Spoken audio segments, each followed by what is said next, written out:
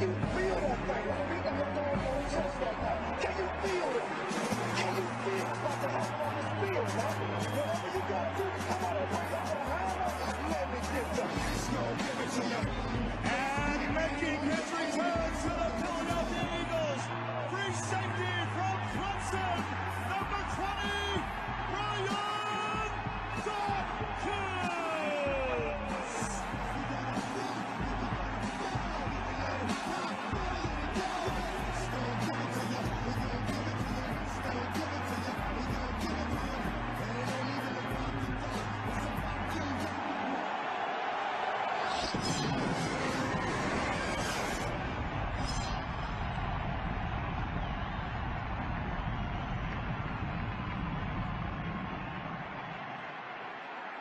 Ladies and gentlemen, we direct your attention to the midfield area for tonight's coin toss. Please welcome Patrick Marley from Springfield, Pennsylvania, tonight's Snapple Coin Toss Kid. Also participating in the coin toss tonight is our honorary captain, 8-time Pro Bowler, Brian Dawkins.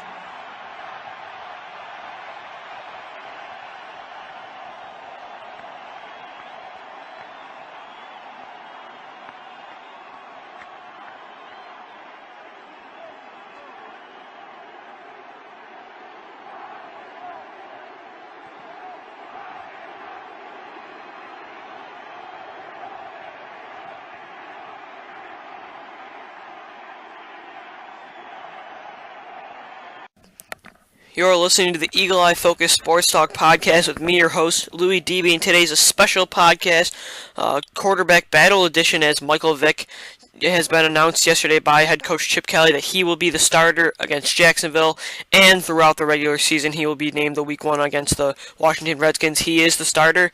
A lot of people did expect this, obviously. Before we get into that, though, I posted a couple articles for the Panthers. I will have my preview for the Jaguars up in a day, so that'll be interesting to see what the will have the preview up for who to watch for the Jaguars game. But let's talk about the quarterback position right now, which is the main story for the Eagles this week. Chip Kelly again announced Michael Vick. He said that both quarterbacks looked really good in the preseason, but Michael Vick had the better. He was just a little bit ahead of him. Completion percentage wise, he was ahead. He was like at 81%, I believe, and Nick Foles was at, I believe, 79. The QB rating was 79. I think you could just tell that Michael Vick was on a higher level. This is his last chance, because really, if you named Foles a starter, you really could not go back to Michael Vick. Also, plus Nick Foles did have 2 turnovers in the both regular season game, both preseason games, to Michael Vick's 0 turnovers, which he did not have 1. And he looked very comfortable in the new offense, both in the huddle and no huddle offense. Read option worked very well. He looked comfortable in the pocket, and this is probably the best offensive line he's been behind in quite some time, probably since 2011. So it'll give him more time to be comfortable. But again, we just want to make sure the turnovers are just cured from the last 2 seasons, which has really been bad. Hopefully, Michael Vick can get back to his 2010 standard, which is where I think a lot of people, this kind of season is kind of reminding us of that. As heading into 2010, he was competing with Kevin Kolb, whereas to now he was competing with Nick Foles. Whereas the past 2 years, he's really had the spot locked up. So I think that this really brought out the best of Michael Vick. And it's pretty much wait and see, though. I'm not going to really buy into anything until I see it. I've been buying into Vick for 2 years, and I haven't seen what I saw in 2010. So that's my personal opinion, is that Vick is the better man for the job. Now, one of the other questions is can the Eagles get to the playoffs now with Michael Vick? And I think it's a really good question, whether or not the Eagles are in contention for a playoff spot. I personally believe that if Vick can get back to that level, I think they can. I like to base it off of what happened in 2010. Look at the defense that happened with them. They were an 11-5, 10-6 football team with Husilio Hansen as your slot guy. You had Dimitri Patterson as your outside with Asante Samuel, Trent Cole and Jaquay Parker, Mike Patterson in the middle. At safety you had a solid guy in Quentin Michael, but then a young guy, Nate Allen. Honestly, I don't know how much better that this defense right now is very similar to that one. That defense in 2010 is not much better than this one now. And I think if they can get down the scheme, which they looked much better against the Panthers last week. especially with the defensive line. They're like 7 men deep on the line. I think they can really get back to contention. But again, it's all about what Vic can do, and I think Chip Kelly, I think this is going to be a great offense for them. And again, this offensive line is incredible from what I've seen so far. Even Alan Barb, the backup for Jason Peters coming in, has looked incredible so far. So, I mean, yeah, I think Nick Foles is a good quarterback, but again, you just couldn't have went back to Vic, I don't think. So, and you still have Matt Barkley on the roster. Maybe it's time. I posted an article on the Eagles on my blog about if Nick Foles should be traded. And a lot of people are thinking no. Chip Kelly already said he will be an Eagle this year.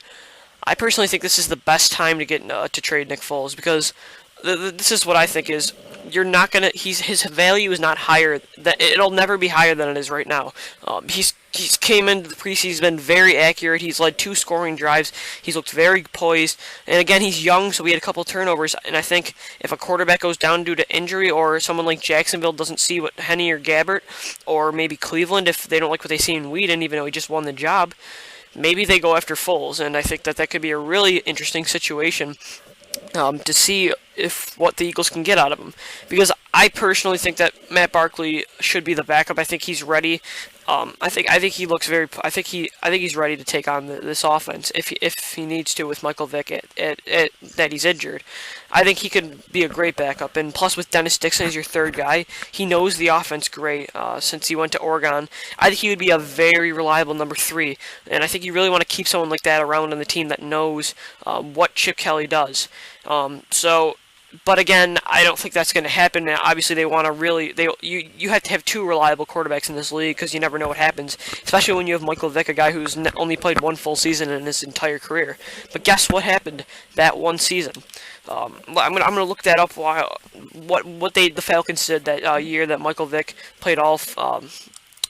But I mean, I think you know that you need multiple quarterbacks, especially with Vic. At the helm. So, but just look at what happened last year in week 17. You had Michael Vick just got destroyed by the Giants. Andy Reid's done.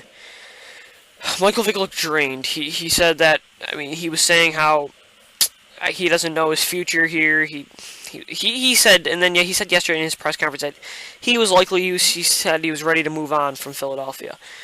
And the fact that Chip Kelly brought him back spoke wonders about him, but at the same time, Vic knew he would have to come in and earn a spot, which I think we needed to do that. I think we needed to push him to that extra level to get that 2010 back. And I love Michael Vick. Don't get me wrong. I think he could give us an opportunity. And exactly what happened in that 2006 season when Michael Vick played all 16 games. What did they do? They made it to the NFC Championship game and lost to the Eagles. That's exactly what Vic could be capable of if he stays healthy. And he had in that year 20 touchdowns. He did have 13 interceptions, but I think he was plus in 2006 he had, let's see how many fumbles. Michael Vick had 4 fumbles that year. So yeah, he was still he still had quite amount of turnovers, but not as much as what you think. Not as much as last year. This offense can be completely dominant this year. And I think that's the big question. And I just think that, I mean, there's a lot of questions with Vic, but I think he's your best option if you want to go in and win this season. So I think, I mean, you might be able to get some low picks for Nick Foles, maybe maybe a 3rd-round pick or something, but again, I don't see that happening. But it's really going to be interesting to see now. Michael Vick will play. Chip Kelly said in his press conference that he will play the first half and maybe some of the third quarter. They have to evaluate and see how they did snap-wise and how the performance looked. Performance evaluation, of course. But he will get that, and Nick Foles will probably play the rest, and him and Barkley. I don't see Dixon or Kenny getting a lot of time here, but that's all right because they are going to get the majority of the time against the Jets in that Week 4, which will really be interesting because maybe if Dennis Dixon shows something, maybe if he shows flashes and he really lights up the Jets, and so does Matt Barkley, and they look very impressive, maybe they feel comfortable in moving Nick Foles. So I think this definitely is not over for Dixon and Barkley to move up in the depth chart. I think that it's a great opportunity, and but we all knew if Michael Vick was going to make the roster, odds are that Dixon was likely on his way out because of drafting Matt Barkley. But I really, if Michael Vick goes down, I want to see what Matt Barkley can do. I think a great point was made by Skip Bayless yesterday on ESPN's First Take, which is where I found out about the breaking news. They were discussing why Barkley should be the starter. This kid can handle being thrown into the fire. He last year would have been to me I think he would have went ahead of Tannehill, so he probably would have went 8th overall to the Dolphins. Then this year he gets injured and has a not very productive season in USC due to many reasons, and he drops to the 4th round. I don't understand how you can have that big of a drop off in one season. So I mean, with that, you really want to just see what he can do, and I think he's looked comfortable. I think he looked pretty good. I think in the first preseason game, I thought he looked. I think he looked very solid, but you can tell he's developing, and that's what you have to understand. Which is why I completely understand why he went with Michael Vick. I mean, I think that it's a great move. I was cheering for Vick, of course, but again, it's pretty much. If you talk the talk, you got to walk the walk, and I've been hearing the talk for the past 2 seasons. And I think this year, my expectations are lowered. I think a lot of people's expectations are lowered, and it's going to bring the best out of Vic in this offense. And I think that's exactly what this team needs. And, I mean, I just can't wait. I think he's looked terrific in both games. He went 4 for 5 for 94 yards and a touchdown the first game against the Patriots. And also, against Carolina, he looked very well. He had 1 interception, but he completed every pass except for 1, which was that Hail Mary toss, which was, I don't really fault him. Plus, he led a scoring drive with 3 minutes left in the first half. He's looked great, and he's had less snaps than Foles, and I just think he outplayed Nick Foles. So with that though, Foles is still. I mean, I like how the kid's handled it though. I think he's handled the situation very well, saying how he's been rooting for Mike. He's still going to support him in the best way he can and try to help Vic be the best quarterback he can be, as well as improving in the preseason and just being ready, because with Vic, Nick Foles will play this season as long as he is an Eagle. I agree with that as well. I do not think Vic will play all 16 games, but I definitely wouldn't be surprised if Vic plays 14 or 13 with this offense, because the ball is going to be out of his hands quickly. He's not going to be forced to do as much, but at the same time he will run. But I like that he tried to get down against Carolina, that one big run. So maybe we got some good signs for Vic in the near future. But again, Foles, I like how Chip Kelly went to the Washington Redskins example with RG3 and Kirk Cousins. He's got to be ready just like Cousins was, because his number is going to be called this season. Hopefully not, because hopefully Michael Vick is lighting it up and he's staying healthy, of course, which I would love to see what this team could be capable of doing if Vick could get back to that level. Because I think this team it's not in the rebuilding stage that other teams are. They have pieces to win now, I personally think, on the defensive side, and I'll talk about that in my next podcast, which is going to be the recap of the Jacksonville Jaguars, and I'm sure I'll do an Eagles update before that. But I'll do a preview preseason update just for a couple minutes on the Jaguars which that game is Saturday, and today, recording this podcast with practice starting at 3, is Wednesday, August 21st. And I did pick up Michael Vick on my fantasy team. The minute I found that out, I had Ben Roethlisberger on my bench. I'm like, you know what? I'm going to go with the risk, because Michael Vick has mobility, a huge arm, and I think he's going to be a major fantasy sleeper. So anybody listening to this that has a fantasy team, you might want to go pick him up, because as a backup, I have Colin Kaepernick as my starter. He might be a very good backup for your football team.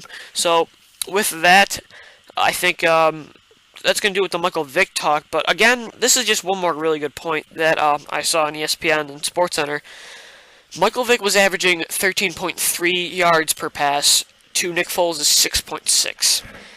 That is a very low margin, and Chip Kelly wants an explosive offense. He wants big play, home run plays to be packaged into this offense. And I'm not saying Nick Foles does not have a strong arm, because I've seen what he did last season, but he wasn't really taking as many chances. He was checking down, but he was making right decision. He was making good decision making, but wasn't taking many shots, and that's why he only averaged 6 yards, which was last year. I believe Foles was like third for the least amount of yards per attempt, only behind Christian Ponder and Blaine Gabbert.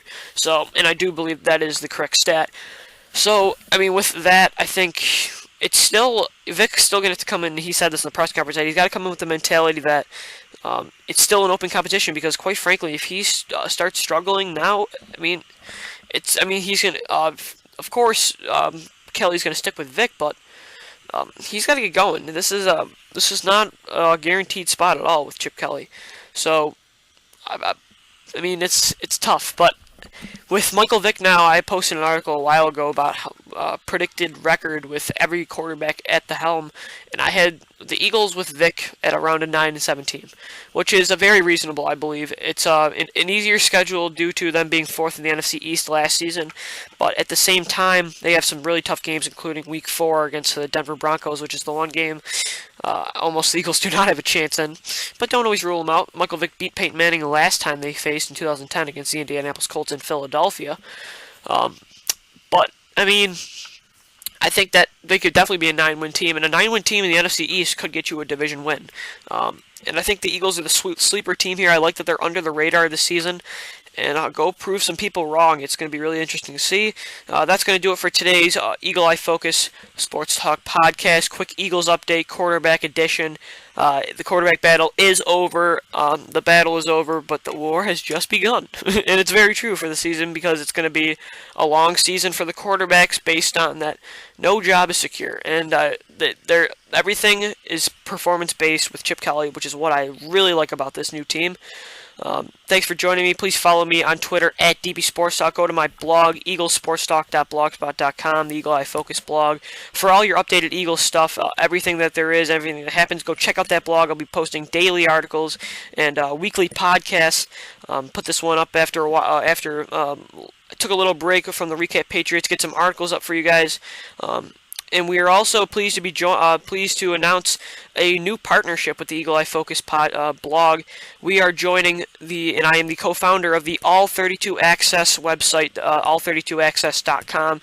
It is the next Bleacher Report / SB Nation, where we're going to have a writer for every single team. They will have their blogs up, linked with our website. I joined my Eagles blog with this, so I'm the official Eagles writer of All 32 Access.